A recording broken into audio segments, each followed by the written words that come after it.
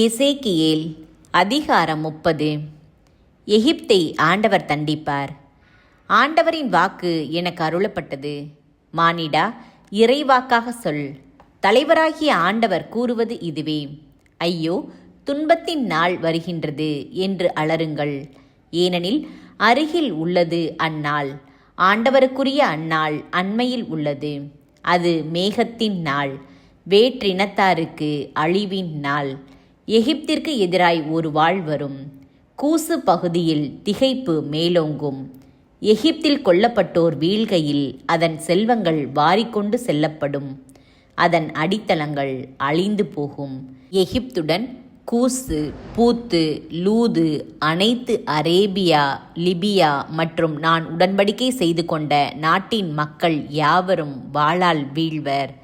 ஆண்டவர் கூறுவது இதுவே: எகிப்தின் கூட்டு நாடுகள் வீழும். அதன் பெருமைக்குரிய வலிமை தோல்வியுறும். மிக்தோல் முதல் சீனீம் வரையிலுள்ள பகுதிகளுக்குள் எல்லாரும் வாளால் வீழ்வர் என்கிறார் தலைவராகிய ஆண்டவர். அவர்கள் பாழாக்கப்பட்ட நாடுகளுக்குள் பாழாகி கிடப்பர். அவர்களின் நகரங்கள் அழிந்த நகரங்கள் நடுவே அழிந்து கிடக்கும். நான் எகிப்துக்கு தீ வைத்து அதற்கு துணையாயிருந்தோரை நொறுக்கும்போது நானே ஆண்டவர் என்பதை அறிந்து கொள்வர். அந்நாளில் கூசு மக்களின் மன உறுதியை குலைத்த நான் கப்பலில் தூதரை அனுப்புவேன். எகிப்தின் அழிவு நாளில் திகில் அவர்களை ஆட்கொள்ளும். ஏனெனில் அந்நாள் உண்மையிலேயே வரப்போகின்றது. தலைவராகிய ஆண்டவர் கூறுவது இதுவே: பாபிலோனின் மன்னன் நெபுக்கத்நேசரின் கையால் எகிப்தின் செல்வத்தை அழிக்கப் போகின்றேன். மக்களினங்களில் மிகவும் வலிமை வாய்ந்த அவன் படைகளும் நாட்டை அழிக்க கொண்டு வரப்படும். எகிப்திற்கு எதிராய் அவர்கள் வாளை உருவி கொலையுண்டோரால் நாட்டை நிரப்புவர். ஆறுகளின் தண்ணீரை வற்ற செய்து தீயோருக்கு நாட்டை விற்றுவிடுவேன். அந்நியர் துணையால் நாட்டையும் அதிலுள்ள யாவற்றையும் வெறுமையாக்குவேன். ஆண்டவராகிய நானே இதை உரைத்தேன். தலைவராகிய ஆண்டவர் கூறுவது இதுவே: நான் சிலைகளை அழிப்பேன். நோபில் இருக்கும் உருவங்களுக்கு முடிவு கட்டுவேன். எகிப்தில் இனி மன்னன் இரான். நாடு முழுவதும் அச்சத்தை பரப்புவேன். பத்ரோசு நாட்டை நான் பாழாக்குவேன். சோவான் நகருக்கு நெருப்பு வைப்பேன். நோ நகரின் மீது தண்டனை வர செய்வேன். எகிப்தின் அரணாய் இலங்கும் சீன் மீது என் சினத்தை கொட்டுவேன். நோ நகரின் எண்ணற்ற மக்களை வெட்டி வீழ்த்துவேன். எகிப்துக்கு நெருப்பிடுவேன். சீன் நகரம் துன்பத்தால் புலம்பும். புயலினால் நோ அலைக்கழிக்கப்படும். தீராத நெருக்கடியில் நோபு தவிக்கும். ஆவேன் மற்றும் பீபசோத்து நகர இளைஞர் வாளால் வீழ்வர். அந்நகர்கள் அடிமைத்தனத்தில் உழலும்.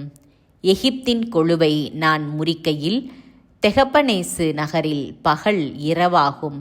இருமாப்புக்குரிய அதன் வலிமை அங்கே முடிவுக்கு கொண்டு வரப்படும். மேகங்களால் அது மூடப்படும். சிறையிருப்புக்கு அதன் சிற்றூர்கள் செல்லும். இவ்வாறு நான் எகிப்தின் மீது தண்டனை வர செய்வேன். அப்போது நானே ஆண்டவர் என்பதை அறிந்து கொள்வர். எகிப்திய மன்னனின் வலிமை முறிந்தது.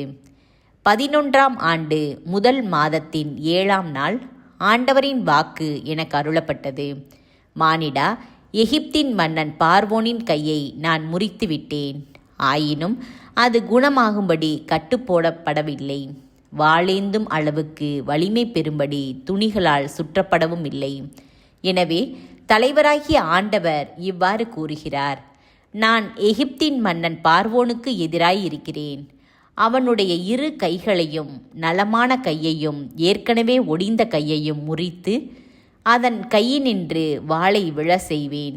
மக்களினங்களிடையேயும் நாடுகளிடையேயும் எகிப்தியரை சிதறண்டு போக செய்வேன். பாபிலோன் மன்னனின் கைகளை வலுப்படுத்தி என் வாளை அவன் கையில் கொடுப்பேன். ஆனால் பார்வோனின் கைகளையோ முறிப்பேன். அவன் பாபிலோன் மன்னனின் முன்னிலையில் படுகாயமுற்ற மனிதனாய் புலம்புவான்.